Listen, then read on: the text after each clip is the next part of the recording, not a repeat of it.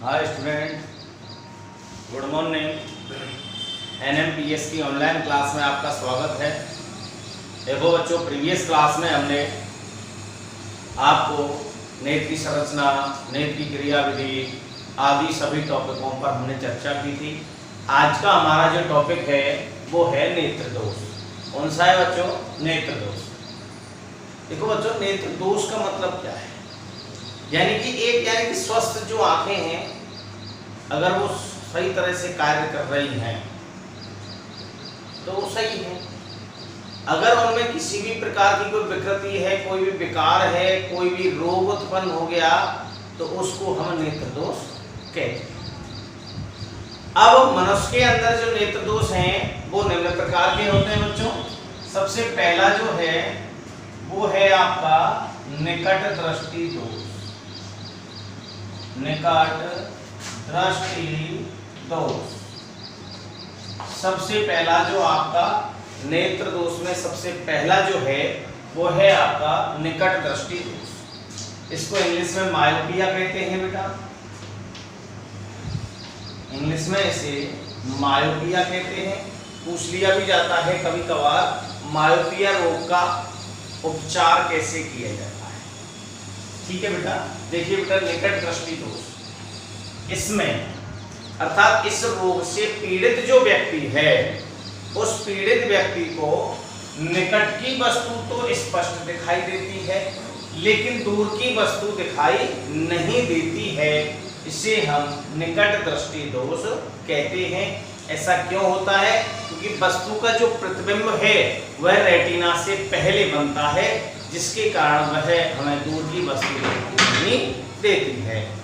ये हो गया आपका निकट दृष्टि दोष। निकट दृष्टि दोष का हम बात कर रहे थे बच्चों। तो इस रोग से पीड़ित जो व्यक्ति होता है उसे पास की वस्तु तो दिखाई देती है, लेकिन दूर की वस्तु दिखाई नहीं देती है, क्योंकि जो वस्तु का प्रतिबिंब जो बनता है वह रेटिना के पहले बनने लग जाता है। इसलिए इसे हम निकट दृष्टि दोष कहते हैं। इस दोष का जो निवारण है, मायोपिया रोग का जो निवारण है, वो निवारण लिख देंगे हम अवतल लेंस। अर्थात अवतल लेंस का चश्मा लगाकर हम इस रोग का उपचार कर सकते हैं। निकट दृष्टि दोष की बात करें बच्चों हम, तो इसमें जो रोगी व्यक्ति है, जो पीड़ित है इस रोग से, उस व्यक्ति को निकट की वस्तु तो दिखाई देती है, लेकिन दूर की वस्तु दिखाई नहीं देती है, क्योंकि इसमें वस्तु का जो प्रतिबिंब बनता है वह रेटिना से पहले बनता है। इस रोग का निवारण हम अवतल लेंस द्वारा कर सकते हैं। दूसरा है बेटा आपका दूरदृष्टि दोष।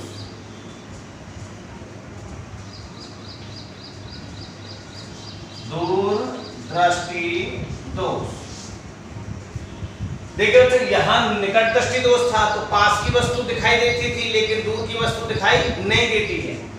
यहाँ इस रोग से पीड़ित जो व्यक्ति होगा, इसको इंग्लिश में हाइपर मायोपिया कहते हैं। Hyper myopia. इस रोग से पीड़ित व्यक्ति को दूर की वस्तु तो दिखाई देती है, लेकिन निकट रखी वस्तु नहीं दिखाई देती है, क्योंकि इसमें वस्तु का जो प्रतिबिंब बनेगा वो रेटिना के पीछे बनने लगेगा। यहाँ तो रेटिना से पहले बनेगा, रेटिना से पहले बनेगा, और यहाँ इस स्थिति में रेटिना के पीछे बनेगा। रेटिना के पीछे बनता है, इसलिए उसे निकट की वस्तु दिखाई नहीं देती है, लेकिन दूर की वस्तु स्पष्ट रूप से दिखाई देती है। इसका अगर हम निवारण की हम बात करें तो इस रोग का निवारण उत्तल लेंस लगाकर कर सकते हैं। अवतल लेंस को बेटा अपसारी लेंस भी कहते हैं, आपने फिजिक्स के अंदर पढ़ा होगा ये, और इसको हम अभिसारी लेंस भी कहते हैं। ठीक है बच्चों, दो दोष हो गए आपके, निकट दृष्टि दोष और दूरदृष्टि दोष। निकट दृष्टि दोष में पास की वस्तु दिखाई देती है, दूर की वस्तु दिखाई नहीं देती, क्योंकि वस्तु का प्रतिबिंब रेटिना से पहले बनता है। निवारण इसका अवतल लेंस, दूरदृष्टि दोष की बात कर रहे हैं हम, हाइपर मायोपिया कहते हैं। तो इसमें दूर रखी वस्तु तो दिखाई दे रही है, अर्थात दूर की वस्तु तो दिखाई देती है, लेकिन जो निकट जो वस्तु रखी होती है वह स्पष्ट दिखाई नहीं देती है, क्योंकि वस्तु की जो वस्तु का जो प्रतिबिंब है वह रेटिना के पीछे बनता है। इसका निवारण उत्तल लेंस यानी कि उत्तल लेंस लगाकर हम इसका निवारण कर सकते हैं। तीसरा है बेटा आपका जरा दृष्टि दोष। कौन सा है बेटा? जरा दृष्टि दोष। इसको हम मोतियाबिंद भी कहते हैं, इसको हम मोतियाबिंद भी कहते हैं। देखिए,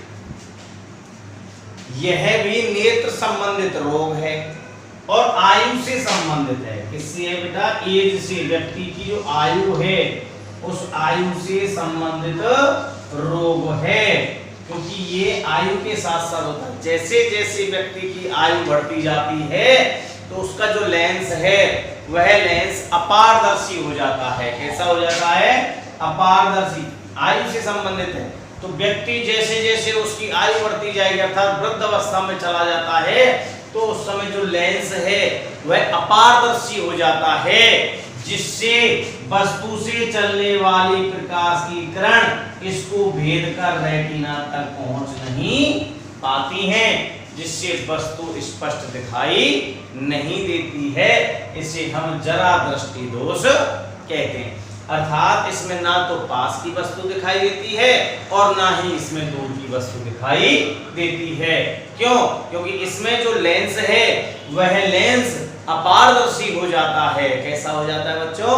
अपारदर्शी, जिससे वस्तु से चलने वाली प्रकाश की किरण जो होती हैं वो लेंस से भेद कर रेटिना तक नहीं पहुंच पाती हैं, जिससे वस्तु दिखाई नहीं देती है। इसका अगर निवारण की बात करें हम, निवारण ऑपरेशन के द्वारा, अर्थात हिंदी में कहते हैं बेटा शल्य क्रिया, किताब में मिल जाएगा आपको लिखा हुआ शल्य क्रिया, अर्थात शल्य क्रिया के दौरान अर्थात ऑपरेशन के दौरान इस अपारदर्शी लेंस को हटाकर इसकी जगह एक स्वस्थ लेंस लगा दिया जाता है। कैसा लेंस?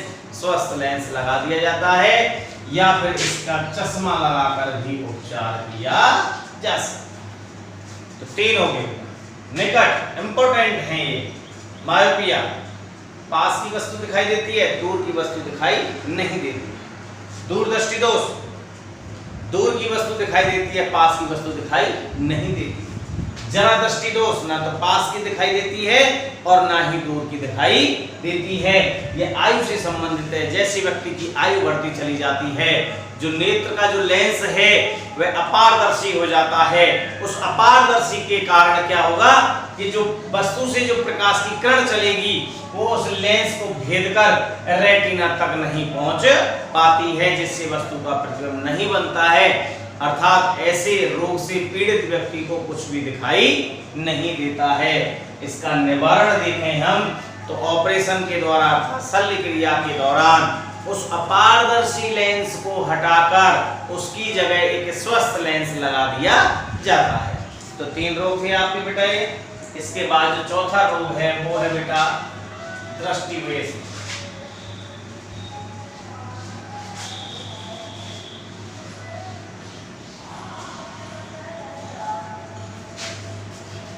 चौथा है बेटा आपका दृष्टिवेश।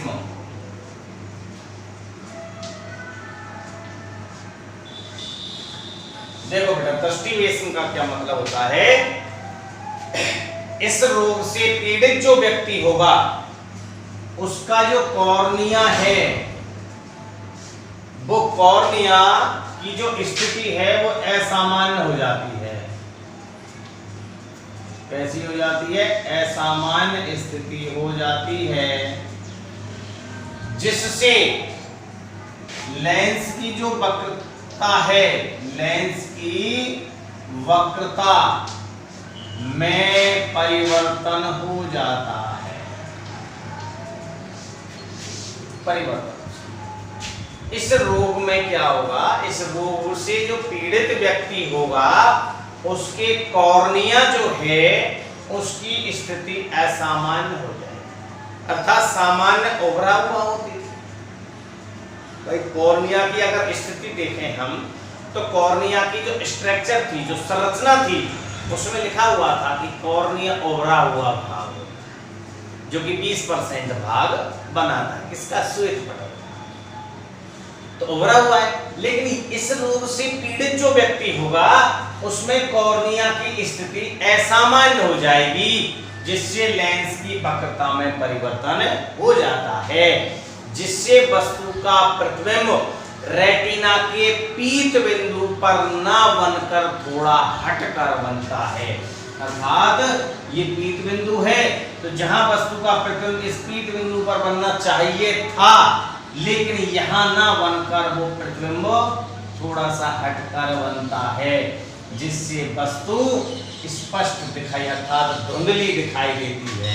इससे वस्तु कैसी दिखाई देगी, धुंधली, क्योंकि जब वस्तु का प्रतिबिंब पीत बिंदु पर बनेगा तो ही वस्तु अधिक साफ स्पष्ट दिखाई देगी, क्योंकि इस स्थिति पर शंकु और शलाका सेल्स पाई जाती हैं, जो कि वस्तुओं को देखने का कार्य करती हैं। अब जब इस पे नहीं बनेगा, थोड़ा हटकर बनेगा तो वस्तु धुंधली दिखाई देती है। इस रोग का अगर हम निवारण देखें, इस रोग का अगर हम निवारण देखें, तो इसका निवारण क्या हो जाएगा बेटा, बेलनाकार लेंस लगाकर। कौन सा बेटा, बेलनाकार लेंस लगाकर इस रोग का उपचार किया जा सकता। एक बार फिर से सुनो बेटा, इस रोग से में कॉर्निया की स्थिति असामान्य हो जाती है, जिससे लेंस की वक्रता में परिवर्तन हो जाता है, जिससे लेंस की वक्रता में परिवर्तन हो जाता है, जिससे वस्तु का प्रतिबिंब रेटिना के पीत बिंदु पर ना बनकर थोड़ा सा हटकर बनता है, जिससे वस्तु धुंधली दिखाई देती है। इसे हम दृष्टिविषम रोग कहते हैं। निवारण बेलनाकार लेंस लगाकर इसका निवारण किया जा सकता। पांचवा रोग बेटा कंजक्टिवाइटिस।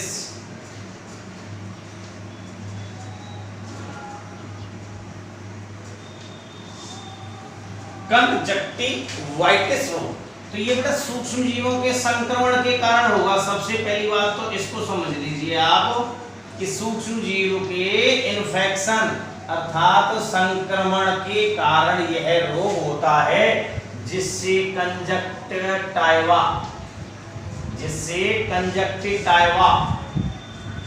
में सूजन आ जाती है, जिससे हम आंख का आना, आपने देखा होगा आंखें सूज जाती हैं और मोटी हो जाती हैं, उसको खुलने में सुबह सुबह खुलने में भी प्रॉब्लम होती है, चपक जाती हैं वो। तो कंजक्टिवा में क्या आ गया, सूजन आ गई, जिससे नेत्र जो है वो नम नहीं रहा, सूज जाएगी, जिसे हम देसी भाषा में आंख का आना कहते हैं, उसे हम कंजक्टिवाइटिस रोग कहते हैं। सूक्ष्म जीवों के संक्रमण के कारण यह रोग होता है। लास्ट रोग है बेटा आपका वर्णांधता।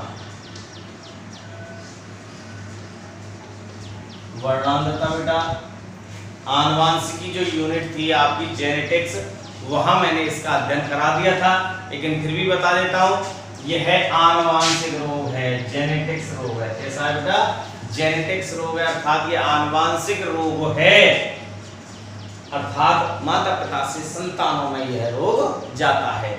यह अलिंग गुणसूत्र अर्थात अप्रभावी जीन के कारण होने वाला रोग है। कैसा है, अप्रभावी जीन के कारण होने वाला रोग है। इस रोग में संवेदी शंकु जो होते हैं वो नष्ट हो जाते हैं, अर्थात शंकु सेल्स की कमी हो जाती है, जिससे पीड़ित जो व्यक्ति होता है वह लाल और हरे रंग में अंतर नहीं कर पाता है। तो इस तरह से ये 6 रोग थे आपके। पहला था निकट दृष्टि दोष, दूसरा था दूरदृष्टि दोष, तीसरा था जरा दृष्टि दोष, चौथा था दृष्टिविषम, पांचवा था कंजक्टिवाइटिस और छठवां था आपका वर्णांधता। कौन सा था, वर्णांधता। तो सबसे पहले अपने नोटबुक उठाइए और इनको लिखने का श्रम करें। आप लिखें इनको। लिखने के बाद नेत्र जो पहला टॉपिक था आपका चैप्टर नंबर 27 का, वो आपका पूर्णतः खत्म हो जाएगा। दूसरा टॉपिक था इसका एयर यानी कि कान, ये संवेदी अंग थे। तो इसको आप बेटा सबसे पहले हेडिंग डालकर लिखें नेत्र दोष। पिछली प्रीवियस क्लास में मैंने जहां तक आपको लिखा दिया था उसके तुरंत बाद आप हेडिंग लिखिए नेत्र दोष। और नेत्र दोष में पहला दोष लिखिए आप निकट दृष्टि दोष।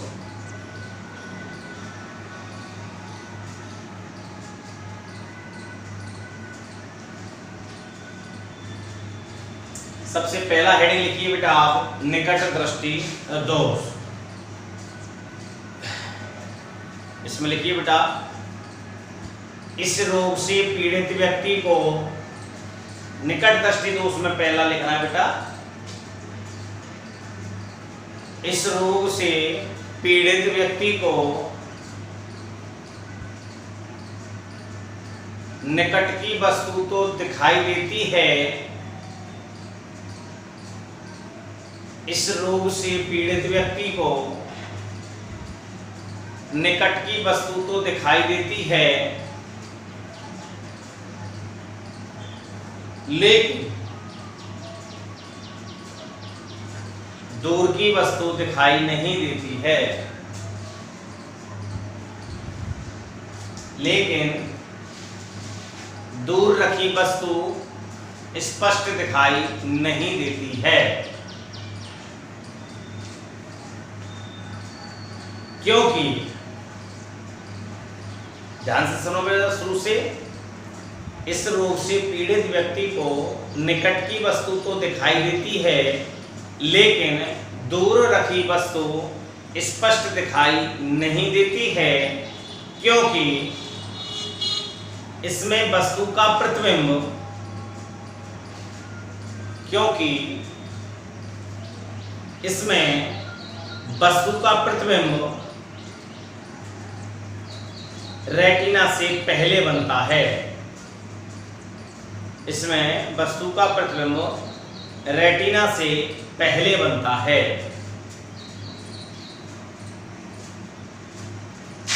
डैश करके लिखिए बेटा, इस रोग के निवारण के लिए, डैश करके लिखो निवारण, इस रोग के निवारण के लिए, इस रोग के निवारण के लिए रोगी व्यक्ति को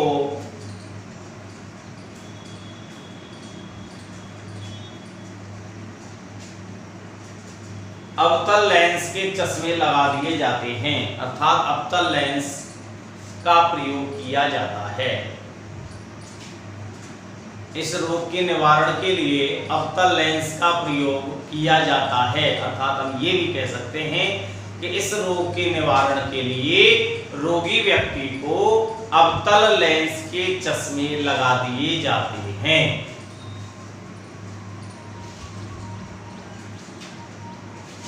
ये पहला कंप्लीट हो गया बेटा आपका। दूसरा लिखिए दूरदृष्टि दोष। निकट दृष्टि दोष को मायोपिया कहते हैं, तो उसके कोष्टक में मायोपिया लिख लेना। फिर लिखिए आप दूरदृष्टि दोष।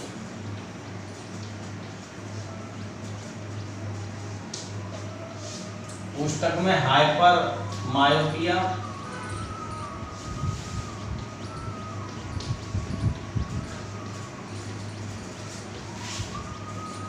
दूरदृष्टि दोष, कोष्टक में हाइपर मायोपिया। इसमें लिखो बेटा, इस रोग से पीड़ित व्यक्ति को, इस रोग से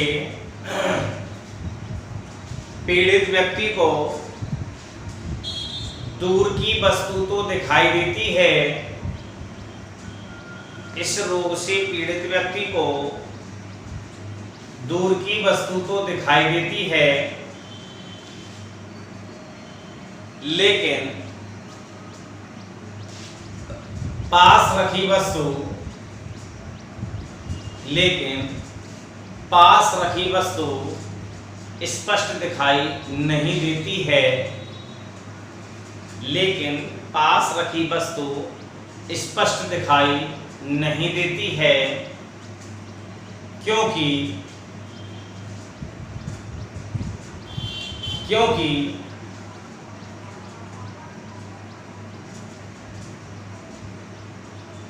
इसमें वस्तु का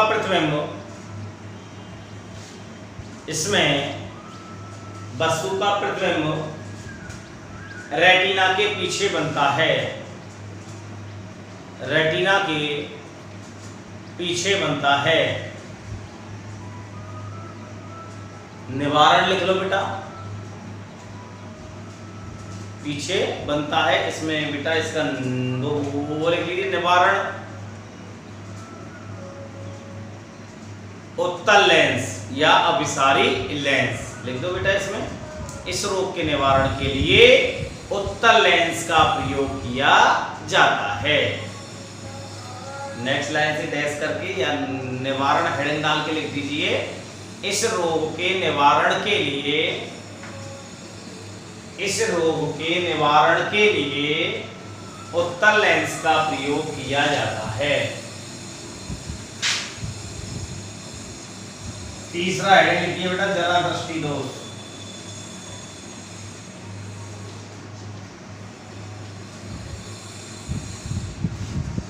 मोतियाबिंद लिख देना कोष्टक में।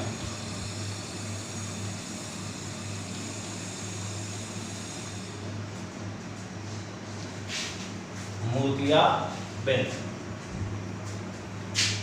लिखो बेटा। यह एक प्रकार का नेत्र दोष है। यह एक प्रकार का नेत्र दोष है जो कि आयु से संबंधित है। यह एक प्रकार का नेत्र दोष है जो आयु से संबंधित होता है।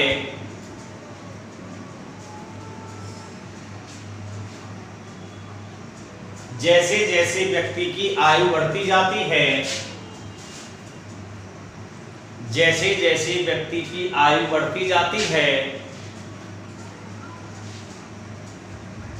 तो उसका लेंस अपारदर्शी हो जाता है।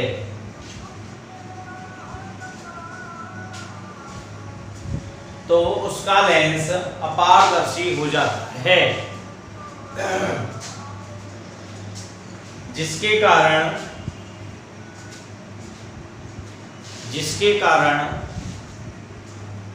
वस्तु से चलने वाली प्रकाश की किरणें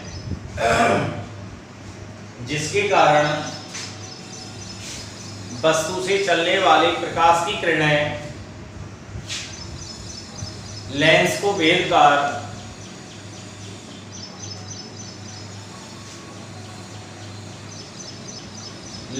भेदकर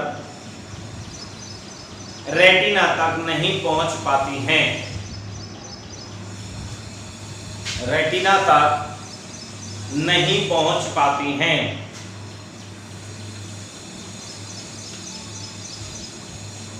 जिससे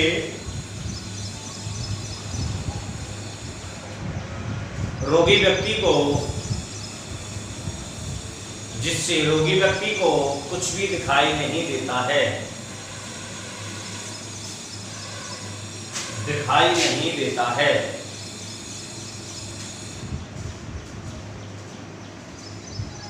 नेक्स्ट लाइन से बेटा डैश करके लिखेंगे आप।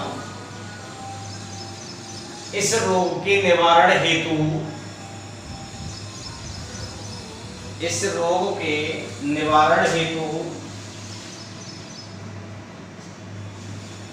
ऑपरेशन द्वारा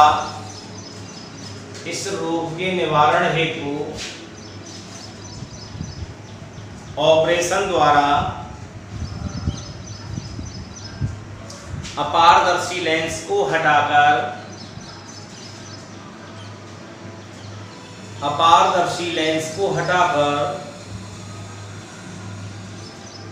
एक स्वस्थ लेंस लगा दिया जाता है।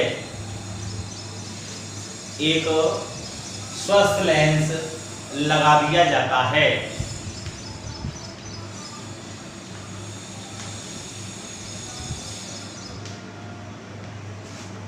या रोगी व्यक्ति को या रोगी व्यक्ति को चश्मा लगा दिया जाता है, या रोगी व्यक्ति को चश्मा लगा दिया जाता है।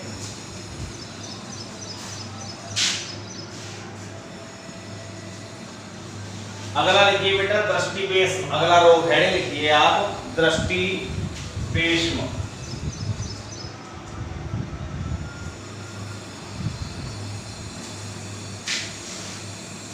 दृष्टिपेष्म हेडिंग डालकर लिखिए बेटा।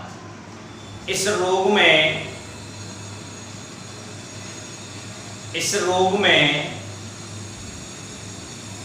कॉर्निया की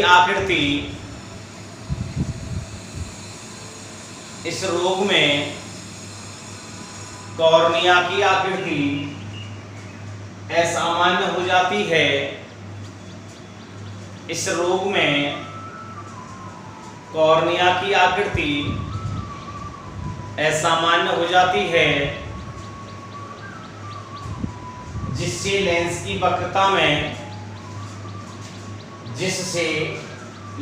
की वक्रता में परिवर्तन हो जाता है। जिससे लेंस की वक्रता में परिवर्तन हो जाता है।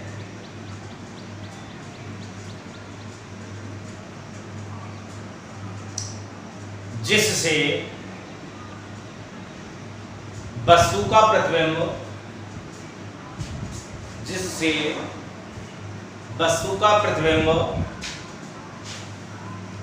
रेटिना के पीत बिंदु पर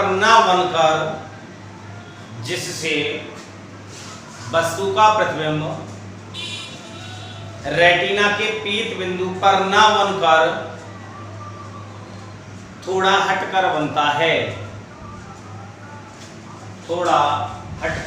है, जिससे वस्तु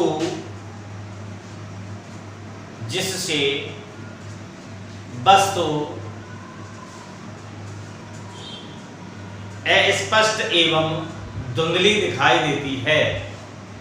जिससे वस्तु अस्पष्ट एवं धुंधली दिखाई देती है। अगला रोग है, लिख लीजिए बेटा कंजक्टिवाइटिस।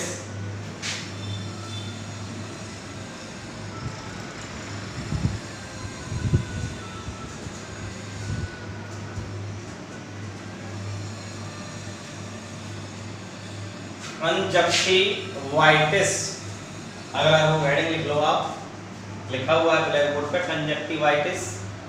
इसमें लिखिए बेटा हेड डाल लिखिए बेटा कभी कभी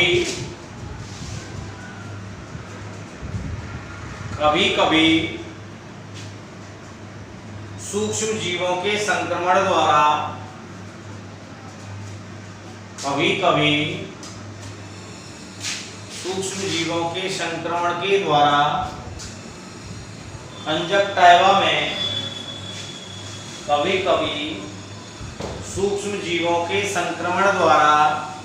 कंजक्टाइवा में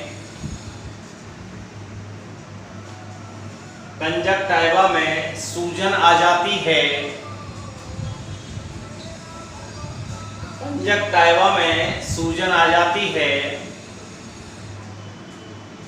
जिसे आंख का आना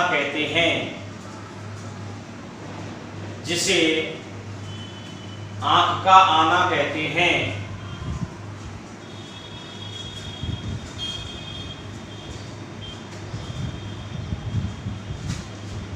अगला रोग लिखो बेटा वर्णांधता। लास्ट रोग है बेटा ये वर्णांधता में लिखिए बेटा, यह एक आनुवांशिक रोग है। यह एक आनुवांशिक रोग है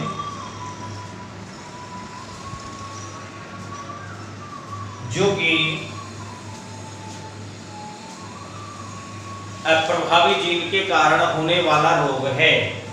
आनुवांशिकी में भी लिखा दिया है मैंने, वहां भी देख लेना, वहां से याद कर लेना और यहां से भी याद कर लेना। ठीक है, मैंने इसको पहले भी लिखा चुका हूँ, दोबारा से आपको हल्का रूप में लिखा रहा हूँ इसको, आप वहां से याद कर ले चाहे यहाँ से। यह आनुवांशिक रोग है, यह आनुवांशिक रोग है जो अप्रभावी जीन के कारण होने वाला रोग है।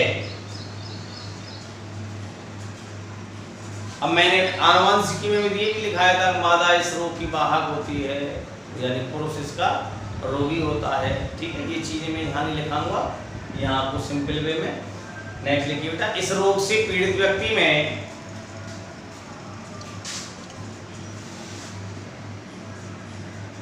इस रोग से पीड़ित व्यक्ति में नेत्र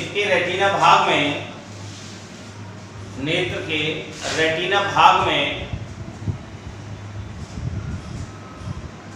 शंकु सेल्स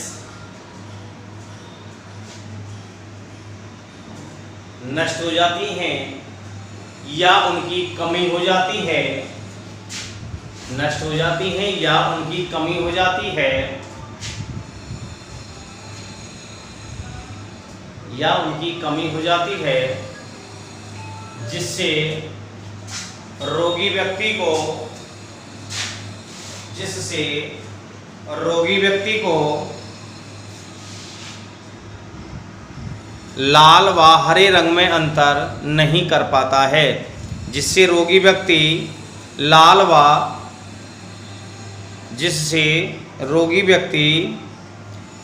व हरे रंग में अंतर नहीं कर पाता है।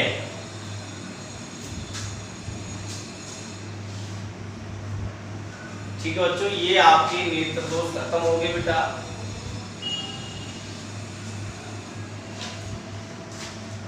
छह नेत्र दोष थे आपके, निकट दृष्टि दोष, दूर दृष्टि दोष, जरा दृष्टि दोष, दृष्टिविषम, वर्णांधता और कंजक्टिवाइटिस। ये आपका नेत्र टॉपिक जो था पहला वो कंप्लीट हो चुका है। कोई भी अगर नेत्र से संबंधित आपकी कोई भी समस्या हो तो आप कमेंट्स कर सकते हैं, कमेंट्स करके लिख सकते हैं उसको। अगला जो टॉपिक है आपका शॉर्ट में बताऊंगा, तो नेक्स्ट जो क्लास होगी उसमें इसका विस्तार से बताऊंगा, यानी कर्ण, ईयर। देखो बेटा, नेत्र में भी मैंने बताया था कि यह एक संवेदी अंग है जो उद्दीपनों के आधार पर कार्य करता है। ठीक उसी प्रकार जो कान है, ये कान भी एक संवेदी अंग होते हैं जो कि उद्दीपनों के आधार पर कार्य करते हैं। और कान के दो मुख्य कार्य हैं, एक तो है बेटा श्रवण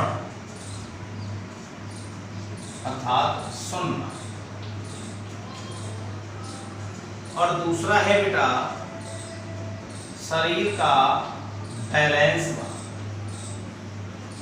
शरीर का संतुलन बनाना।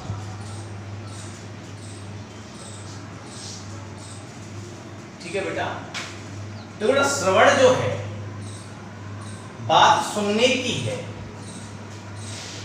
आंख देखने का कार्य कर रहे हैं तो कान सुनने का कार्य कर रहे हैं। ये नॉर्मल सी बात है, हमने इसमें इंद्रियों में भी लिखाया है, लिखाया है कि कर्ण श्रवण का कार्य करता था, सुनने का कार्य करता है, इसलिए इसको श्रवण इंद्रियां कहते हैं। लेकिन दूसरी जो चीज है यहाँ वो है शरीर का बैलेंस बनाना। ये शरीर का बैलेंस कैसे बनाता है, तो पहले हम इसको बता देते हैं। तो कान की संरचना है, तीन भाग हैं, बाह्य कर्ण है, मध्य कर्ण है, अंतःकर्ण है। बाह्य कर्ण में पहला होता है कर्णपल्लव और दूसरा होता है आपका बाह्य कर्णनाल। मध्य कर्ण के अंदर तीन अस्थियां पाई जाती हैं, मैलियस, इनकस और स्टेपिस। और अंतःकर्ण में दो भाग होते हैं, एक तो कॉक्लिया होता है तो उसको हिंदी में कहते हैं कर्णावर, और दूसरा वेस्टिबुलाई अर्थात पैघाण। तो ये इसके कान की स्ट्रक्चर हो जाएगी। उसके बाद सुनने की क्रिया कैसे करेगा, सुनने का कार्य कैसे करेगा, इसके बारे में भी बताएंगे। लेकिन सबसे पहले शरीर का बैलेंस कैसे बनाता है। देखो बच्चों, जब शरीर ऊर्ध्व स्थिति में ऐसे हो या झुका हुआ हो, तो एक प्रेघाण जो वेस्टिबुलाई है, जिसे अंत्यकर्ण कहते हैं, अंत्यकर्ण का जो भाग है दूसरा वेस्टिबुलाई, नेक्स्ट जो क्लास होगी उसमें मैं इसको स्पष्ट करूंगा आपको। उसमें अर्धचंद्राकार यानी कि नलिकाएं पाई जाती हैं और वो भी 3 पाई जाती हैं, ठीक है। उन नलिकाओं के अंदर एंडोलिम्फ अर्थात अंत्यलसिका यानी कि लसिका जैसा पदार्थ यानी कि एक लिक्विड पदार्थ भरा रहता है, आप तो ये ध्यान रखिए। तो जब ऊर्ध्व होगा या झुका हुआ होगा तो उस समय नलिकाओं में जो तरल पदार्थ है वह गति करेगा। इन नलिकाओं का जो एम्पुला भाग है उससे संवेदी रोग पाए जाते हैं, ठीक है ना। तो उस गति को, उस संवेदी रोग क्या करेंगे, उद्दीपन को ग्रहण करेंगे और उद्दीपन को सीधा मस्तिष्क के लिए पहुंचा देंगे और बता देगा आप झुक रहे हो, तो वो शरीर का बैलेंस बना देता है। एक स्थिति तो ये हो गई। दूसरी स्थिति, जब आदमी गतिशील है, जब व्यक्ति कैसा है, गति कर रहा है, गतिशील है, तो अंत्यलसिका में कैल्शियम कार्बोनेट पाया जाता है। क्या पाया जाता है बेटा? Calcium carbonate. वह कैल्शियम कार्बोनेट संवेदी रोगों को दबाने का कार्य करता है। तो जब वो दबते हैं तो इन उद्दीपनों को मस्तिष्क तक पहुंचा देता है और मस्तिष्क गतिशील अवस्था में व्यक्ति की बॉडी जो है उसका बैलेंस बनाने का कार्य करता है। तो मुख्य रूप से 2 कार्य थे आपके, एक तो था बेटा श्रवण और दूसरा था शरीर का संतुलन बनाना। अब सुनने की बात करें हम, ये सबसे पहले भाग कौन सा है बेटा? श्रवण। कौन सा है? बाह्य कर्ण पल्लव। ये बाह्य कर्ण है और बाह्य कर्ण में 2 भाग हैं, एक तो कर्ण पिन्ना, पिन्ना भी कहते हैं, कर्ण पल्लव भी कहते हैं, और दूसरा है बाह्य कर्ण नाल। अब ये है बाह्य कर्ण, क्या है बेटा? कर्ण पल्लव है। ये इसकी गुहा कौन का गुहा होती है? ये ध्वनि तरंगों को एकत्रित करके और बाह्य कर्णनाल में भेजने का कार्य करता है। और बाह्य कर्णनाल होता है जो, ठीक है बेटा, यह एक पतली लंबी एक नलकाकार यानी कि कुंडलित संरचना, पतली लंबी नलकाकार संरचना है जो कि कान के पर्दा जो होता है, टिम्पैनिक जो झिल्ली होती है वहां तक फैला हुआ रहता है। इसके अंदर सेरुमनस ग्रंथि पाई जाएगी बेटा। मैंने ग्रंथि जो पहला चैप्टर था 21वां तो उसमें बताया था। सेरुमनस जो ग्रंथि है वो सेरुमन नामक एक कर्णमोम जैसा पदार्थ श्रावण करेगी जो कि धूल, मिट्टी और सूक्ष्म जीवों के संक्रमण से हमारे कान की सुरक्षा करता है। मध्य कर्ण के अंदर ध्यान रखना बेटा, मध्य कर्ण जो होता है वो स्तनधारियों में टिम्पैनिक झिल्ली तक फैला रहता है। इसके अंदर जो गुहा पाई जाएगी उसको टिम्पैनिक गुहा कहेंगे और यह गुहा यानी कि ग्रसनी की एक नलिकाकार संरचना के द्वारा जुड़ी होती है जिसे यूस्टेकियन नलिका कहते हैं। यूस्टेकियन नलिका जो होती है वो कान के पर्दे के दोनों ओर, टिम्पैनिक झिल्ली के दोनों ओर यानी कि दाब को समान बनाए रखने का कार्य करती है। 3 अस्थियां पाई जाती है बेटा, मेलियस, इनकस और स्टेपीज। स्टेपीज, अब ये प्रश्न है बेटा कंपटीशन का, मानव की सबसे छोटी अस्थि का नाम बताइए। स्टेपीज। स्टेपीज अस्थि संबंधित है कान से और वो भी मध्य कर्ण से। अंत्यकर्ण की अगर हम बात करें तो ये टेम्पोरल जो गुहा है, टेम्पोरल अस्थि, उसके अंदर ये उसकी गुहाओं के अंदर स्थित होती है जिसे हम अस्थि गहन कहते हैं। 2 भाग होते हैं बेटा, एक कॉक्लिया होता है, एक वेस्टिबुलाई होता है, ठीक है। इस टॉपिक को जो पढ़ना है इसको हम अगली जो क्लास है उसमें आप बहुत अच्छी तरह से स्पष्ट करेंगे। आप नेत्र तक नोट्स कंप्लीट कर लीजिए, ठीक।